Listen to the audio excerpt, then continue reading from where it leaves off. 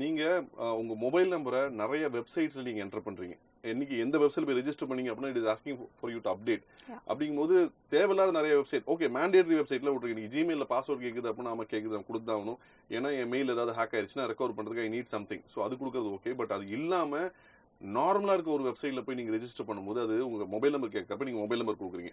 So இன்டர்நெட்ல போட்டது அப்படின்றது எப்படின்னா கடல்ல போட்ட மாதிரி. ஸோ ஒன்ஸ் ஒரு வெப்சைட்ல அது அப்டேட் ஆயிருச்சு அப்படின்னா that gets spread across different websites. So அது மூலியமா உங்களுக்கு வருது. ஸோ தேவையில்லாத வெப்சைட்ஸ்ல வந்து உங்க நம்பர்ஸ் வந்து ஷேர் பண்றது ஆர் பிசிக்கலி நீங்க இந்த மாதிரி ஷேர் பண்றீங்களா அந்த மாதிரி ஷேர் பண்றதை ஸ்டாப் பண்ணோம் அப்படின்னாலே இதை ஸ்டாப் பண்ணிடலாம். டேட்டா தெஃப்ட் அப்படின்னா இப்பயும் சொல்றேன் இது ரொம்ப பெரிய விஷயமாலாம் நீங்க பார்க்க வேணாம். இது ஒரு பெரிய ஹேக் ரொம்ப அப்படின்லாம் இல்லை. இது ரொம்ப அடிப்படையான விஷயம். அடிப்படை உங்க மொபைல் நம்பரை இல்ல உங்க பர்சனல் விஷயத்த நீங்க எங்க யார்கிட்ட ஷேர் பண்றீங்க அப்படின்றத பேஸ் பண்ணி வர்றதான் டேட்டா தெஃப்ட். இது ஆக்சுவலா டேட்டா தெஃப்டே கிடையாது. You are willingly sharing your information. அதனால இது டேட்டா ஷேரிங் தான்.